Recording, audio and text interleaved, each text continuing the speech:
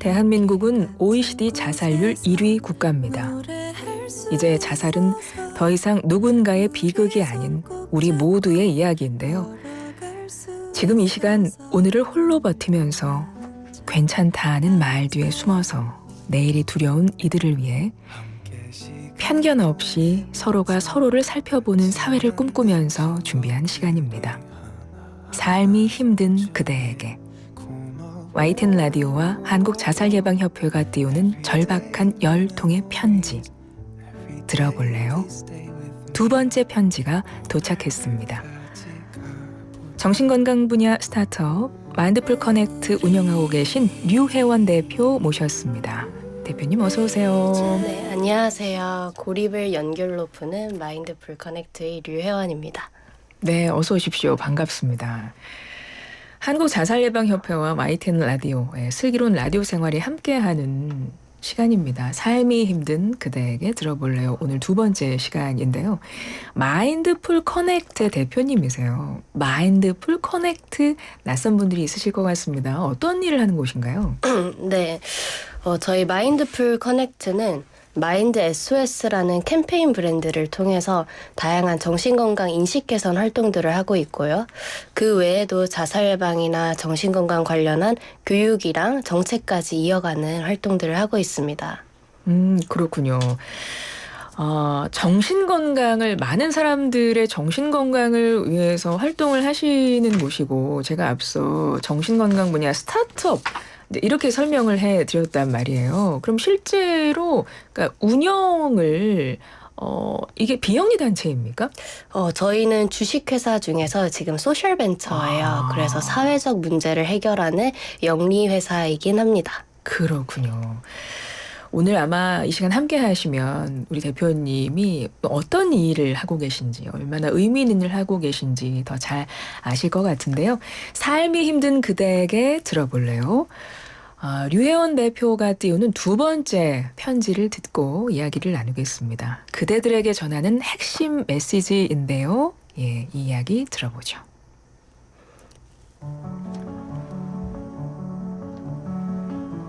네, 우리나라는 이제 10대, 20대, 30대, 그리고 작년부터는 40대까지 사망 원인 1위가 자살인데요. 사실 사망자 수만 놓고 보면 60대 이상 자살 사망자 수가 더 높긴 합니다. 근데 다만 60대 이상의 자살 사망자 수에서는 이제 복지 지출을 한 달에 100만 원을 증가를 하면 자살률이 감소하는 양상이 나타나요. 근데 특히 10과 20에서는 사회적 문제와 우울증을 포함한 정신질환이 이제 큰 역할을 하는데요. 특히 이제 우리나라 청년 자살률이 OECD 최고 수준이에요. 세계적으로 봤을 때는 이제 청소년 자살률이 전체적으로 감소하는 수치인데 우리나라가 유의미하게 청소년 자살률 수치가 잡히고 그리고 우리나라는 계속 올라가고 있다는 거예요. 그 안에서도 청소년 자살 위험 연령대가 낮아지고 있는데 예를 들면 예전에는 10대 자살률 중에 고등학생이 더 많았다면 이제는 점점 중학생이 많아지고 있는 거예요. 점점 이렇게 청소년이 자살을 시도하는 경우가 더 많아지고 어려지고 있고 이런 청년들이나 청소년들이 도움을 요청하거나 검사를 통하더라도 치료와 사회적 연결이 이제 지속되지 못하는 경우들도 반복되고 있어요. 그래서 예를 들면 자살 사망자의 92%가 내가 없어도 잘 살아라는 이제 언어적 신호나 아니면 뭔가를 내 거를 나눠주는 행동적 신호나 아니면 급작스럽게 무기력해지는 이런 감정적 상황적 신호들 위험 신호들이 있는데 이런 신호를 보내도 특히 친구나 유가족 중에서도 21%만 이를 감지한다고 해요. 그래서 이제 자살 사후 대처도 너무 중요하지만 저희 마인드풀 커넥트와 제가 보는 비전은 좀 사전 예방이랑 1차 예방에도 이제 집중이 필요하다라는 부분을 보고 있어요. 그래서 이런 청년과 청소년들이 내 마음을 인지하고 그리고 잘 표현할 수 있고 그리고 그렇게 표현을 했을 때 주변 사람들이 감지하고 위기 대응 예방을 할 수 있는 이런 교육 그리고 고립의 상황에서 연결될 수 있는 커뮤니티 프로그램들이나 솔루션 이런 접근들까지 확장이 돼야지 우리나라의 자살 예방에 실질적인 변화를 만들 수 있다고 생각해요. 그래서 저는 이제 공중보건학을 공부를 했는데 공중보건학적 관점에서 자살을 바라보면 정말 다양한 사회경제적인 요인들이 있단 말이죠. 경제, 고용, 관계, 주거, 교육 이런 다양한 요인들을 함께 살펴보는 것이 중요하다고 생각을 하고 그래서 이런 사회적 문제로 봤을 때 사회적 요인들을 봤을 때 이 문제들을 해결해 나갈 때는 하나의 기업이나 하나의 정부의 기관이 하는 게 아니라 온 사회가 함께 연결의 안전망을 만들어야지만 이런 정말 변화를 만들어갈 수 있을 거라 생각합니다. 네. 대표님의 이야기를 잘 들었습니다. 청소년과 청년들의 자살에 대해서 언급을 해주셨고 우리나라가 자살률 1위, OECD 1위라는 거는 이미 다 아는 사실입니다. 너무나 안타까운 사실인데 청소년 자살률이 OECD 최고 수준이고 다른 나라는 그래도 줄어들고 있는 상황인데 우리나라는 여전히 지금 심각하다. 이 부분을 짚어주셨거든요. 그리고 보통 우리가 자살 문제를 개인의 의지 문제, 우울증 아니냐 이렇게 접근을 한단 말이죠. 정신질환의 문제로 바라보는 시각이 여전히 있는데 대표님이 공중보건학적 관점에서 봐야 한다라고 말씀하셨어요. 공중보건학을 공부하셨다고 했거든요. 일단은 공중보건학이라는 게 뭔지를 간략히 설명해 주셔야 그 관점을 이해할 수 있을 것 같아요. 네, 저는 이제 미국에서 공중보건학을 공부를 했는데 간단하게 말씀드리면 미국에서는 공중보건학을 공부한 학생들 사이에 이런 밈이 떠돌아요. 이제 개인이 아프면 의사한테 가고 커뮤니티, 도시, 나라 이런 단체가 아프면 공중보건학 전문가한테 간다고 해요. 그래서 사실 자살 문제는 개인의 문제가 아니라 사회적 문제로 우리가 봐야 하기 때문에 공중보건학적인 관점으로 봐야 된다는 점을 강조하고 싶습니다. 그렇군요. 개인의 문제가 아니다라고 그것이 핵심인 거네요. 공중보건학 쪽 관점에서 자살을 바라봐야 된다는 것은. 근데 제가 또 놀란 것이 우리 대표님도 어렸을 때 자살 시도를 하신 적이 있다고 들었어요. 네네. 근데 어떻게 지금은 그 자살을 예방하기 위해서 지금 힘쓰고 계신단 말이죠. 그 이야기를 좀 듣고 싶은데요. 네, 저도 청소년 시기에 정신건강에 관한 낙인이나 그리고 고립에 인해서 마음 건강에 많이 힘들었었고 그래서 이제 시도를 했었는데 그 시기에 제가 가장 힘들었던 게 제 마음속에 있는 이야기를 자유롭게 꺼낼 수 있는 안전한 공간이 없었다는 거였어요. 그리고 내 마음이 어떤 상태인지 인지도 못했었고 그리고 어떤 도움이 필요한지도 몰랐어요. 그냥 내가 마음이 힘들구나 라는 생각만 했었거든요. 그래서 그런 상황을 제가 이제 극복하지 못하고 적절한 도움도 못 받는 상황이 지속되다 보니 더 이제 우울감이 이제 악화가 되어서 그런 상황들이 왔었는데 그래서 이런 제 경험은 저만 겪는 게 아니라 나중에 알고 보니 정말 현장에서도 많이 보이는 경험이더라고요. 특히 청소년 시기에서는 이런 우울감이나 그 교내에서의 학교 생활에서 인한 왕따로 인한 고립이나 이런 경우들이 악화됐을 때 충동적으로 자살을 시도하는 확률이 이제 청소년 자살률은 훨씬 높고요. 그래서 이런 적절한 시기에 치료를 받는 게 너무 중요한 것 같아요. 근데 우리나라가 OECD 국가 중 우울증 유병률 추정치는 가장 높은데 항우울제 사용량은 평균 OECD 평균의 3분의 1 정도예요. 그리고 정신건강 서비스 이용을 하는 치료를 받는 비율은 굉장히 낮고요. 그래서 이 격차를 저희가 연구를 해보니까 원인이 크게 3가지가 있더라고요. 첫 번째는 이제 정신건강에 관한 부정적인 인식 때문에 치료를 받고 싶지 않아 하는 낙인. 그리고 두 번째는 내가 어떤 상황인지 아픈지 모른다는 저 교육의 미비. 그리고 세 번째는 상담이 너무 비싸다거나 사실 서울 시내에서도 정신건강의학과가 서울 강남에 제일 많이 밀집되어 있거든요. 그럼 이런 치료 접근성의 문제라든지 이런 3가지의 문제가 있는데 이 3가지가 이렇게 사회적으로도 겹치고 그리고 개인적인 이제 힘듦과도 겹치면 청년들이 더욱더 고립을 이제 느끼고 그리고 그 외에도 취업 압박, 미래에 대한 불안 이런 것들이 복합적으로 영향을 줬을 때 우리나라에서 좀 더 도움을 줄 수 있는 역할을 많이 만들어줘야 된다라는 생각이 들어요. 대표님이 공중보건학을 아까 외국에서 공부했다고 하셨어요. 그러니까 어린 시절에 그 힘든 시절에 그런 잘못된 생각을 했을 때가 한국에서였나요? 미국에서였나요? 일단 저는 우선은 잘못된 생각은 아니라고 생각을 하고요. 네. 저는 이제 자살을 시도하셨다는 분들이나 자살을 생각을 했을 때는 그 친구가 얼마나 힘들었으면 그렇게까지 생각했을까라는 마음을 가져야 된다고 생각을 해요. 그러니까 지금 네가 힘든 거, 그래서 그 정도로 그런 생각을 하는 것 자체가 잘못이 아니야 라고 그렇죠. 우리가 인식을 네네. 해야 되는 거군요. 네네. 그게 잘못이 아니라 너가 얼마나 힘들었으면 얼마나 고생을 했으면 이런 생각을 했겠어 라는 따뜻한 마음을 가지는 게 일단 우선이라고 생각을 하고, 그리고 저는 이제 중학교 때 학교 생활이 조금 힘들어지면서 한국이었나요? 네네. 그땐 한국에서 그러면서 이제 제가 해외로 가면서 해외에서 또 이제 뭐 가족들과 떨어져 있고 새로운 상황에 적응을 하면서 그런 데서 이제 또 고립감을 느끼면서 마음 건강이 좀 힘들어졌었던 것 같아요. 제가 여쭤보고 싶었던 건 뭐냐면 한국의 청소년 10대 그리고 청년 20대 애들이 자살률이 OECD 회원국 중에서 굉장히 높은 수준이라고 그랬잖아요. 그러니까 어느 나라든 이제 그런 상황에 있는 친구들이 많을 겁니다. 그러니까 정부에서도 나라에서 정책들을 다 펼치겠죠. 근데 왜 유독 한국이 높냐는 거죠. 그 문제는 어디서 찾을 수 있을까요? 일단 여러 가지 요인들이 있을 것 같은데요. 제 머릿속에 처음 드는 생각 중 하나는 우리나라 청소년 시기에서는 실패를 경험해보지 못한다는 거예요.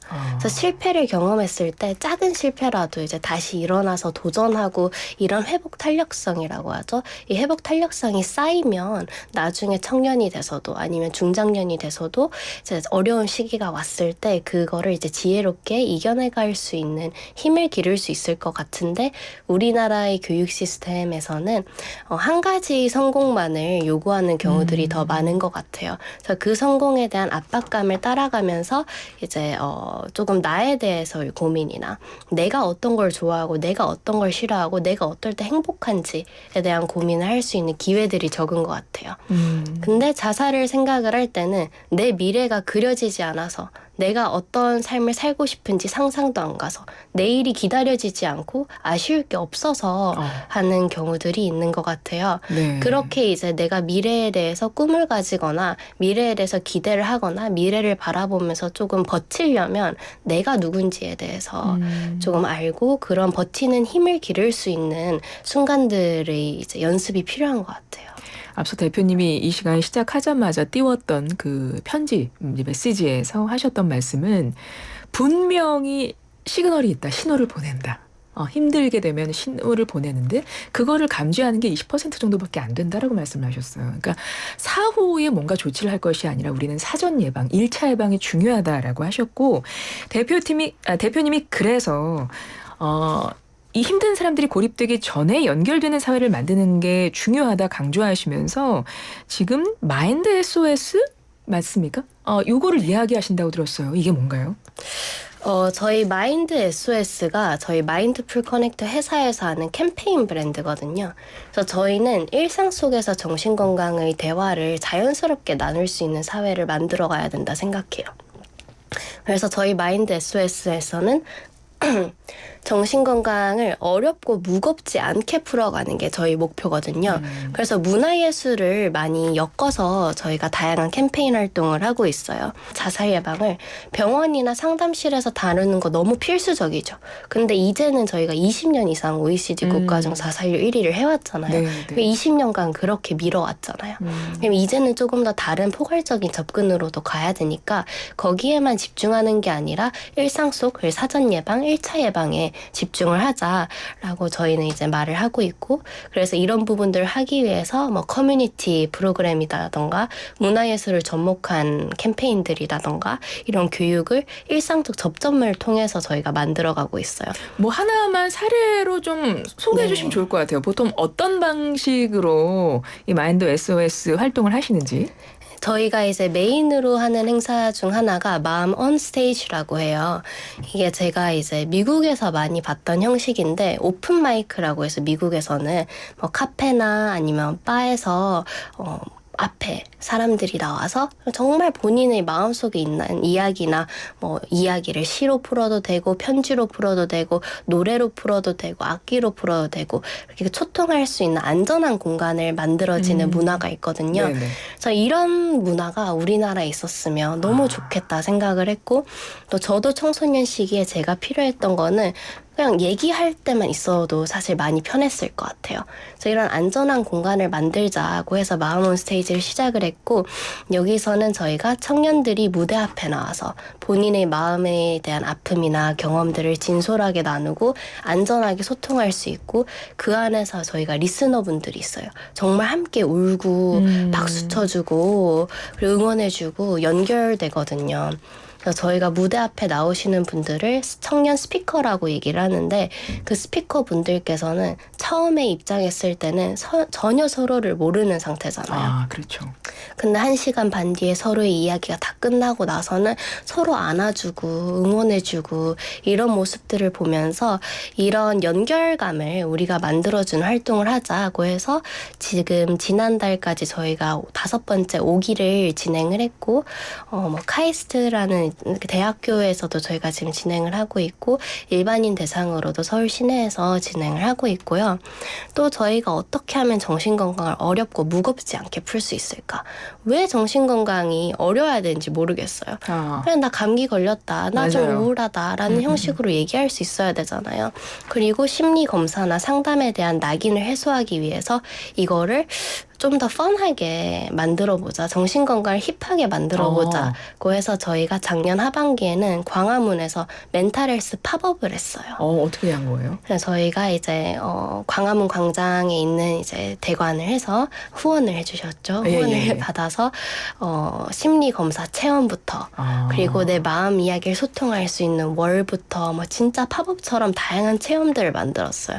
그리고 거기에 저희가 마인드 SOS 댄스 크루라는 걸 만들어서 춤이 정신건강에 뇌과학적으로 항우울제 역할을 한대요. 아, 그래요. 그래서 우울감이나 정신적 아픔을 이제 겪으셨던 분들을 저희가 20명을 모아서 1밀리언 댄스 스튜디오에 이제 리아킴님과 뭐 하리무님과 다양한 댄서분들과 3주간의 연습 끝에 광화문 광장에서 함께 공연을 하는 그 성과가 정신 마음 건강적으로 되게 좋았더라고요. 저희가 조사를 해보니 그 연결감과 유대감을 함께 이겨내는 마음을 가질 수 있었던 프로그램이어서 저희는 이렇게 조금 문화예술을 접목해서 연결감을 만들어가고 있습니다. 확실히 그 변화가 느껴지나요? 네, 네. 저희는 처음에 마음온 스테이지를 시작을 했을 때도 너무 새로운 형태니까 과연 우리나라 청년들이 무대 앞에서 내 마음을 얘기하고 싶을까 고민을 했는데 너무 감사하게도 정말 많은 분들이 신청을 해줬고 그때는 저희가 50명, 60명에서 시작을 했던 게 지난달에는 130명으로 저희가 늘었고요. 네네. 점점 더 많은 분들이 소통을 해주시고 광화문에서 이제 멘탈헬스 팝업을 했을 때도 이거 정말 크게 준비했는데 사람들 안 오면 큰일 난다 생각을 했는데 너무 감사하게도 네. 길거리 다니시는 분들이 야. 그냥 계속 들어오셔서 심리 검사를 찾으시면서 받고 싶어 하시고 줄을 서서 받으시고 또 저희가 어린이 심리 검사도 추가를 했었거든요. 그러니까 부모님들이 아이들을 데리고 와서 같이 받으시고 어떤 분은 거기서 받으시다가 눈물을 막 흘리시는 거예요. 네. 그래서 이런 경험을 통해서 심리 검사나 이제 정신건강의 관리에 대한 벽을 조금 낮춰가고 있습니다. 그렇군요. 해외 사례를 보면은 뭐 핀란드, 영국, 덴마크, 일본 국가 차원에서 정신건강 정책 펼치고 있잖아요. 아예 부서도 만들고 그러고 있습니다. 그래서 예산을 많이 확대를 해가지고 실제로 자살률 감소되는 효과를 봤다고 하더라고요. 이런 나라들의 사례에서 우리나라가 배워야 할 게 있을 것 같아요. 어떤 부분일까요? 이 부분은 네. 되게 많이 나오는 부분이긴 하지만 네. 그런 이제 획기적으로 자살률을 낮춘 나라들과 우리나라의 가장 큰 차이는 예산인 것 같아요. 우리나라가 2025년 기준에 이제 자살 예방 예산이 약 780억 원. 이었는데 이게 인구 기준으로 환산을 하면 1인당 1,514원 정도의 수준이래요. 그래요? 너무 작잖아요. 네네. 이렇게 인당 1,500원을 어떻게 정말 실질적인 변화를 만들 수 있을까요? 근데 이 수준도 10년 전보다 7배가 늘어난 수준이래요. 근데 이제 일본은 보면 20년 전에는 저희보다 자살률이 높았잖아요. 근데 그럴 때 이제 자살률을 집중해서 낮추려 했던 시기인 2011년, 2017년 이 시기의 예산을 보면 3조 3천억 원을 투자했대요. 네. 그럼 매년 4,700억 원을 투자를 한 거라고 하더라고요. 이런 예산을 차이를 봤을 때 우리나라 예산이 너무 적고 그렇기 때문에 예를 들면 미국에서는 청소년 자살률을 감소해 최근에 이제 11%의 영향을 줬던 게 988이라는 자살 예방 핫라인이 가장 이제 도움이 됐었는데 우리나라는 그 응답률조차 따라가지를 못하는 거죠. 왜냐하면 예산의 부족으로 네네. 이제 전화를 받아주실 분들이 없는 거죠. 그리고 988 같은 경우는 미국에도 이제 다양한 자살 예방 핫라인들이 있으면 그걸 통합한 거거든요. 네네. 근데 우리나라는 아직 조금 분산되어 있긴 해요. 그래서 예를 들면 1388은 청소년을 위한 전화고 109는 통합을 해서 만들어졌다고 하지만 받을 수 있는 분이 지금 100명에서 140명이 조금 안 되는 경우고요. 그래도 예를 들면 이제 핀란드 같은 경우도 심리 부검을 통해서 자살의 원인이나 이런 걸 되게 집중적으로 연구를 많이 했는데 우리나라에서도 이제 2015년부터 시작은 했지만 시작 이후로 심리 부검을 받은 분들이 이제 9년간 1,099건밖에 없대요. 이게 그 사이에 이제 같은 기간에 자살 사망자가 11만 9천 명인데 그 안에서 1%도 안 되는 거예요. 네, 네. 근데 이 심리부검의 2025년 예산이 3억 원이었대요. 근데 이건 너무 충격적이잖아요. 그러네요. 핀란드에서는 첫 시도했던 1년 사이에 1,397건을 했대요. 네. 그래서 우리나라가 이런 이제 투자 정말 사회적 문제를 투자하는 거라고 생각을 하고 예산도 조금 투자를 그러니까요. 하고 정말 시급한 문제입니다. 네네. 우리의 미래의 청년들이 이렇게 힘들어하는데 빨리 시급하게 대책을 세워야 된다. 예산을 좀 빨리 확보해야 된다. 이런 생각이 네. 들고 시간이 훌쩍 갔습니다. 한 30초 정도 있는데요. 우리 청취자들이 앞서 그러셨습니다. 분명히 시그널이 있고 누군가가 좀 알아봐주면 좋겠다. 이런 말씀이 저는 기억에 남는데 우리가 당장 할 수 있는 처방전 좀 내려주세요. 저희 마인드풀 커넥트에서 이제 집중하는 부분 중 하나는 또 나를 사랑해주는 법, 나를 잘 알아야 된다라는 거거든요. 그래서 저희 마인드 SOS에서 SNS 챌린지 중에 마음 구조 챌린지라는 게 있어요. 내가 실패하는 순간에도 나를 사랑할 수 있고 나를 있는 그대로 받아들여주자. 그래서 셀프허그를 하는 SNS 챌린지인데 오늘 당장 오늘 마음이 많이 힘들고 이제 위로가 필요할 때는 나 스스로를 바라보면서 나 지금 고생했다. 나 잘하고 있어. 라고 안아주는 게 이제 좀 위로가 되지 않을까 싶습니다. 오늘 잘했어. 여러분 오늘 잘하셨습니다. 셀프허그. 지금까지 슬기로운 라디오 생활과 한국자살예방협회가 함께하는 삶이 힘든 그대에게 들어볼래요? 마인드풀 커넥트의 류혜원 대표와 함께했습니다. 고맙습니다. 네, 감사합니다.